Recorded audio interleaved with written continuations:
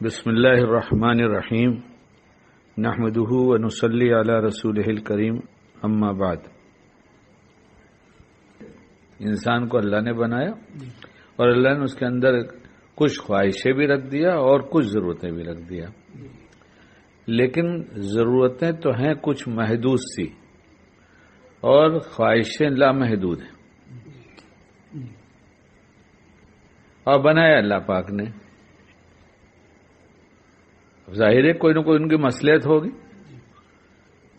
اور ضرورتوں کے پورا کرنے کا اللہ نے وعدہ کر لیا، ضرورتیں اللہ پوری کریں گے۔ اب یہ تفصیل علماء سے پوچھی جائے ضرورتیں کیا کیا ہیں۔ کھانا ہے ضرورت، کپڑا ہے ضرورت، مکان ہے ضرورت، سواری ہے ضرورت، یہ چیزیں ضرورت کی ہیں، اور ان چیزوں کو پورا کرنے کے لیے کسی اور چیز کی بھی ضرورت پڑتی ہے، وہ بھی ضرورت۔ مطلب کھانا تو کھانے کی اقسام ہیں، قسمیں ہیں، اور وہ کھانے میں کیا چیز ایسی ہے کہ کبھی ہماری ضرورت ہوتی ہے اور کبھی ہماری خواہش بن جاتی ہے، اور یہ ہر آدمی کو پتا ہے کہ یہ میری ضرورت ہے یا میری خواہش ہے، لیکن اس فرق کو نہ سمجھتے ہوئے ہم ضرورتوں کا کم خیال رکھتے ہیں، خواہشوں کا زیادہ خیال رکھتے ہیں۔ ضرورتیں پوری ہو جاتی ہیں تو اس پر کوئی شکر بھی ادا نہیں ہوتا اور خیال بھی نہیں جاتا، اور خواہشیں پوری نہیں ہوتی تو بہت خیال ہوتا ہے میری خواہش پوری نہیں ہوئی، حالانکہ ضرورت پوری ہو گئی، اور ضرورت کے پوری ہونے پر دعا بتائی گئی کہ کھانا کھا لو تو یہ پڑھو، کپڑا پہن لو تو یہ پڑھو، اور ایسی سب چیزیں۔ اور خواہشوں میں جو جائز خواہشیں پوری ہو جائیں، تم نے خواہش کیا اور پوری ہو گئی تو اس پر پھر یہ دعا پڑھ لو، لیکن خواہش پوری ہونے کے بعد ہم جلدی سے کوئی دعا نہیں پڑھتے، کیونکہ خواہش ہماری کبھی پوری ہی ہوتی نظر نہیں آتی، کہ خواہش پوری ہوئی تو اس سے بڑی ایک خواہش اسی چیز کی واپس بڑھ گئی، جس کی مثال دیا تھا ایک دفعہ کہ پیدل چل رہے تھے تو خواہش ہوئی کہ سائیکل ہو جائے، تو سائیکل سے ضرورت پوری ہو گئی، یہ خواہش جائز خواہش تھی، اللہ نے پوری بھی کر دیا۔ اب کچھ دن سائیکل چلانے کے بعد یہ خواہش ہوئی کہ اب مجھے اسکوٹر مل جائے، تو اسکوٹر سے بھی ضرورت پوری ہو گئی۔ وہ خواہش ضرورت کی تھی، ضرورت کی چیز کی خواہش تھی، اللہ نے اسے پورا کر دیا۔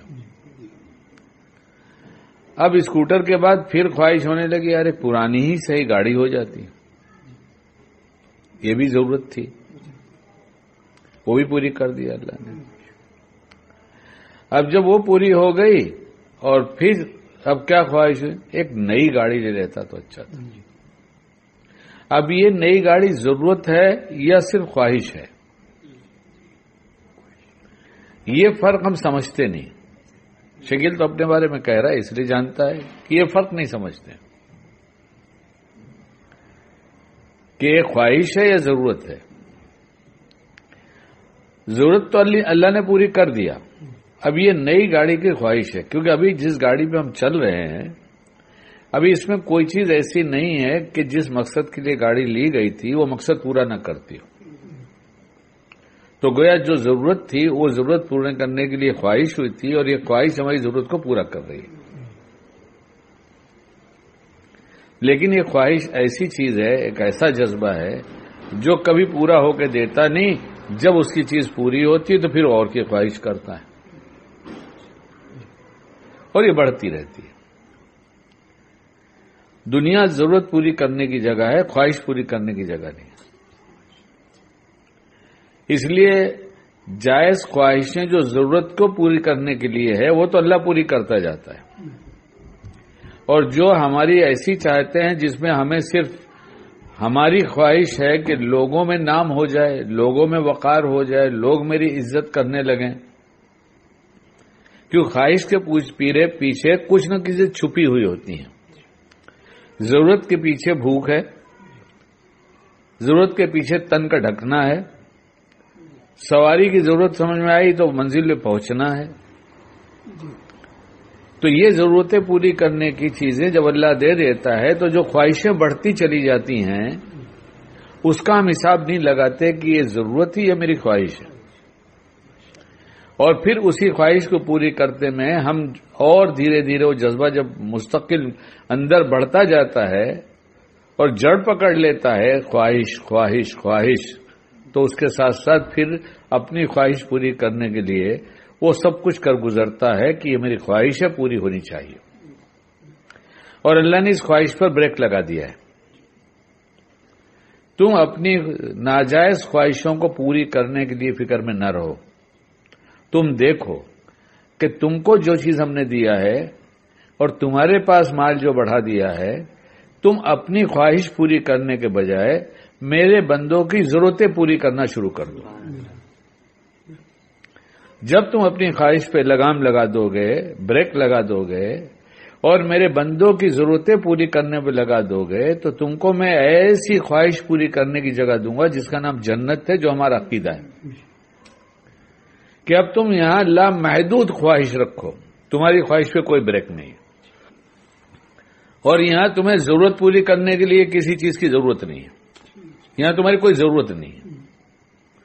دنیا میں ضرورتوں کی تم نے حد مقرر کر رکھا تھا اور خواہشوں کی حد بھی تم نے شرعی مقرر کر رکھا تھا، اور جو خواہش تمہاری ایسی تھی کہ اب تمہاری ضرورت نہیں، تمہاری نفسانی شہوانی تقاضے ہیں، اس کو تم نے اگر میرے لیے روک دیا اور اس پر خرچ ہونے والی رقم کو، اس پہ خرچ ہونے والی نعمتوں کو ضرورت پوری کرنے کے لیے میرے بندوں پر خرچ کر دیا کہ ان کی ضرورتیں پوری ہو جائیں، تو تمہیں جنت ایسی دیں گے جہاں تمہیں کوئی ضرورت کا خیال بھی نہیں آئے گا، صرف تم خواہشی پوری کرتے رہو گے. آدمی یہاں دنیا میں ضرورتیں نہ لگاتا اللہ تعالیٰ تو وہ پتہ نہیں کتنے فساد کرتا. اس لیے ضرورتیں لگایا کہ بھوک لگے گی ہی لگے گی، کپڑا پہننا ہی پڑے گا، ننگے نہیں جا سکتے باہر. تمہیں کسی کام سے جانا ہے تو سواری کی ضرورت پڑے گی ہی پڑے گی. لیکن جنت میں ایسی کوئی ضرورت نہیں ہے کہ تم کو بھوک لگے گی. تم کو بھوک نہیں لگے گی. جنت میں بھوک لگنا بھوک تکلیف کی چیز ہے، اس لیے جنت میں بھوک نہیں ہوگی. جنت میں یہی کھانا خواہش کے لیے ہوگا. جنت میں یہی کھانا خواہش کے لیے ہوگا، اور جتنی خواہش تم کرتے رہو اتنا تم کو کھلا دیں گے اللہ. یہاں نہیں کھا سکتے، یہاں لمٹ بتا دی گئی، اس سے زیادہ کھاؤ گے تو بدہضمی ہو جائے گی، تو اس لیے بدہضمی وہاں نہیں ہوگی. یہاں اپنی آنکھوں کی حفاظت کیا نامحرموں کو دیکھنے کے لیے کہ نہیں دیکھیں گے. خواہش ہوئی کہ دیکھو، تو خواہش کا جذبہ اللہ نے رکھا ہے، خواہش ہوگی. اور خواہش نہ ہو تو اس خواہش کو روکنے کا اجر بھی نہیں ہوگا. اور جس خواہش کے روکنے پر جنت ملنے والی ہے وہ جنت بھی کیسے ملے گی؟ تو خواہش پیدا ہوگی. اب خواہش پیدا ہوئی کہ اس عورت کو دیکھو جو نامحرم ہے، اور اللہ کے خوف سے، ڈر سے، اللہ کی محبت میں کہ میرا اللہ ناراض ہو جائے گا، میرا سب سے بڑا محسن وہ ہے، اور آخرت میں میرا حساب کتاب ہونا ہے، اس دن میرا کیا ہوگا، اس لیے اس خواہش کو پورا نہیں کریں گے تو اللہ تعالیٰ ایسی خواہش اس کی پوری کرائیں گے کہ ہم سوچ بھی نہیں سکتے کہ حوروں کی کوئی مثل دنیا میں نہیں ہے. حور کے بارے میں تو سنا ہے، اگر وہ اپنے اوڑھنی کا دوپٹے کا ایک کنارہ اگر سورج کے سامنے ڈال دے تو سورج ماند پڑ جائے گا، اتنا روشن اس کا دوپٹہ. 70 جوڑے پہنے گی، اس کے بعد اس کی پنڈلیوں کے گودے دکھائی دیں گے. وہ گودے جو دیکھ کر دنیا میں کراہیت ہوتی ہے وہاں خوبصورتی کو بڑھائیں گے. تبھی تو دکھائیں گے اللہ، تبھی دکھائیں گے. اس لیے کہ ہم نے یہاں اپنی غلط خواہش کو روک دیا تھا، تو اللہ وہاں خواہشوں کو پوری کرنے کے لیے ایسی چیز دیں گے، کرتے رہو پوری، اور خواہش کبھی وہاں پوری ہوگی بھی نہیں، کہ وہاں خواہش بڑھتی رہے گی، اور جو گھٹی ہے آج جو مل رہی ہے اس کے گھٹنے کا احساس نہیں ہوگا، وہ اتنی بڑی نعمت سمجھ میں آئے گی کہ اس خواہش کو پوری کرنے سے اس سے بڑی اور کیا نعمت ہوگی۔ اور پھر اللہ دنیا میں اس سے خوبصورت کوئی عورت کو دیکھنا چاہتا، پھر روکا تھا، تو اس سے خوبصورت دوسری ابھی دوں گا، اس لیے کہ تو نے دنیا میں اپنی آنکھوں کو روکا تھا۔ اس لیے کہ یہاں جو مجاہدہ کرا ہے نا، ہماری خواہشوں پر ہم نے بریک لگایا اللہ کی دی توفیق سے، اس لیے وہاں کی خواہشیں محدود نہیں ہوں گی، نہ وہاں کی لذتیں محدود ہوں گی کہ اتنا کھا لیا، اتنا پی لیا، اتنا ملاقات کر لیا، اب ہمارا جی بھر گیا ہے۔ کہیں تو بتائیے اب مجھے، ہے کہیں جیسا کہ جی بھر جائے گا جنت میں تو باقی حوریں کیا کریں گے، باقی باغات کیا ہوں گے، باقی نہریں کیا ہوگی، باقی بٹیرے اڑ کے چڑیا جو جا رہی تو کباب کا کیا ہوگا، مچھلیوں کے کباب کا کیا ہوگا۔ جب پیٹ ہی بھر گیا تو اگر وہاں خواہش پوری ہوگی تو باقی کا کیا ہوگا۔ تو مطلب خواہش پوری ہو گئی تو اب جی کے بھی کیا کریں گے، سب تمنا پوری ہو گئی۔ بعض بڈھوں کو پوچھو، بولے بھیا دعا کر دو اللہ پاک بلا لے۔ کیوں بھائی کیا ہو گیا حاجی صاحب؟ ارے سب خواہش تو پوری ہو گئی، اب کیا کریں گے دنیا میں جی کے۔ ارے تو پھر کیا کہیں گے، جنت میں سب خواہش پوری ہو گئی، اب کیا کریں گے، جنت میں رہ گئے تو اللہ نے دوسرا گھر تو بنایا نہیں، اور کہا ہمیشہ رہو، تو ہمیشہ کی خواہشیں پوری کرتے رہو، اور کسی خواہش کے پوری کرنے میں تم کو انتظام نہیں کرنا ہے، تم کو کوئی انتظام کرنا ہے، تم صرف خواہش کرو۔ وہاں تو سلطنت ہوگی، ہر ایک بادشاہ ہوگا۔ کیا ہوگا جنت میں؟ ہاں۔ یہاں غرور گھمنڈ مٹا دو، وہاں بغیر غرور گھمنڈ کے بادشاہت دے دی جائے گی، کیونکہ غرور اور گھمنڈ رزیلے میں سے ہے، اور جنت میں جانے والا رزیلے کے ساتھ نہیں جا سکتا۔ ہاں، وہ جنت میں رزیلے کے ساتھ نہیں جائے گا، وہ جنت میں تو پاک صاف ہو کے جائے گا۔ اس لیے یہاں بڑا عہدہ غرور و گھمنڈ لاتا ہے، بادشاہت گھمنڈ لاتی ہے، الا ماشاء اللہ۔ ہوئے ہیں اسلاف ہمارے ایسے، وہاں بغیر غرور گھمنڈ کے بادشاہت ملے گی۔ اب جو غرور گھمنڈ نہیں ہوگا تو دوسرے بادشاہ سے حسد نہیں ہوگی کہ اس کے ملک پہ قبضہ کرے، ہر ایک اپنے میں اتنا مست ہوگا کہ وہاں کسی کو کسی سے حسد ہی نہیں ہوگی۔ اب یہاں حسد کا مادہ ختم کر دیا تو وہاں اس مقام پر پہنچائیں گے جہاں حسد ختم ہو جائے گی۔ ایسی جتنی خواہشیں غلط ہوتی ہیں، ان خواہشوں کا ترک جب اللہ کے لیے ہو جاتا ہے تو ان تمام خواہشوں کو پوری کرنے کے لیے، کیونکہ خواہشیں لامحدود ہیں، ضرورتیں محدود ہیں، تو وہاں ضرورتیں ختم کر دی جائیں گی، اور یہ لامحدود خواہشوں کو اللہ کے لیے لگام لگاتا رہا تو ہمیشہ کے لیے ایسی دے دیں گے جنت کہ کرتا رہے، خواہش پوری کرے، جتنی چاہے کر لے۔ یہ ہے کچھ کام کی بات۔ صبح اٹھنے سے لے کے بستر پر جانے تک نہ جانے کتنی ایسی خواہشیں دل میں جنم لیتی ہیں۔ اگر ہم اسے سمجھ لیں کہ یہ میری ناجائز خواہش ہے، یا اللہ میں اس کو دفن کرنا چاہتا ہوں تیری رضا کے لیے، تو اس خواہش کو اللہ مٹاتا ہے، دباتا ہے، اور اس کے بدلے میں وہاں ایک مقام اپنا بن جاتا ہے۔ یعنی بکنگ ہو رہی ہے ہماری۔ کیا ہو رہی ہے؟ یہاں کی خواہشوں کو دبا دینا، آخرت میں جنت میں جو لامحدود خواہش پوری کرنے کا جذبہ بھی ہوگا اور ملے گی بھی، وہاں ہمارا الاٹمنٹ ہو رہا ہے۔ اس لیے شکیل سے ہی کہتا ہے کہ اپنے اندر ابھرنے والے وہ جذبات یہ دیکھ لیا کر کے ضرورت ہے یا خواہش ہے۔ اگر ضرورت ہے تو پوری کر لے، اور خواہش ایسی ہے جو اللہ کو پورا کرنا پسند ہو، یہ ہمارے نفس کا ہے، ہمارے گھر والوں کا حق ہے، ہمارا حق ہے، اسے تو پوری کرنے کی گنجائش ہے تو کر لے۔ باقی ہر خواہش پوری کرنے کی کوشش مت کر کہ اس کی کوئی حد نہیں، تو کرتا جائے گا تیری خواہشیں بڑھتی جائیں گی۔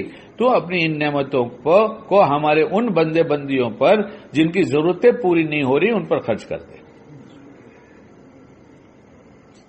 اس لیے نصاب مقرر کر دیا کہ سال بھر میں 2.5% تو نکال ہی دینا ہے زکوٰۃ تمہارے اوپر اگر فرض ہے تو.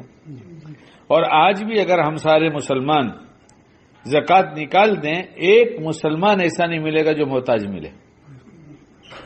کچھ سال کے اندر کایا پلٹ جائے گی. کچھ سال کے اندر کایا پلٹ جائے گی. غالباً میں بھول رہا ہوں اس میں کہ یمن کا گورنر بنا کے بھیجا تھا معاذ بن جبل رضی اللہ تعالیٰ عنہ کو، اور فرمایا تھا کہ وہاں کی زکوٰۃ وہاں والوں پہ خرچ کرنا. بہت پہلے پڑھی بات ہے، کچھ 100 ہو سکتا ہے، لیکن مفہوم تقریباً ایسا ہی ہے. انہوں نے 25% زکوٰۃ یہاں بھیج دیا مدینہ پاک. سوال ہوا یہاں کیوں بھیجا؟ تو کیا ضرورت وہاں پوری ہو گئی تھی. شاید اگلے سال آدھی بھیجا اور تیسرے سال سب زکوٰۃ بھیج دیا کہ یہاں زکوٰۃ کوئی مستحق ہے ہی نہیں. شریعت کا ایک نظام ایسا ہے کہ ہر انسان ترقی پر ہو، اور مسلمان تو اتنی ترقی پر ہو کہ اس کی ترقی دیکھ کر جو ایمان والا نہیں ہے، ان کے سکھ چین کو دیکھ کر، ان کی محبت اور ان کے معاملات کو دیکھ کر، ان کی معاشرت کو دیکھ کر غیر ایمان والا کہہ دے کہ یہ تو بہت ہی اچھے لوگ ہیں، ہمیں انہی کی نقل اتارنا چاہیے. ہمارے پڑوس میں پہلے بھی کہا کہ ایک فیملی رہتی تھی، اور میرا وہ چونکہ مینٹیننس کا بل انہی کے ہاں جمع کرنا پڑتا تھا تو ان کے گھر میں جانا ہوتا تھا.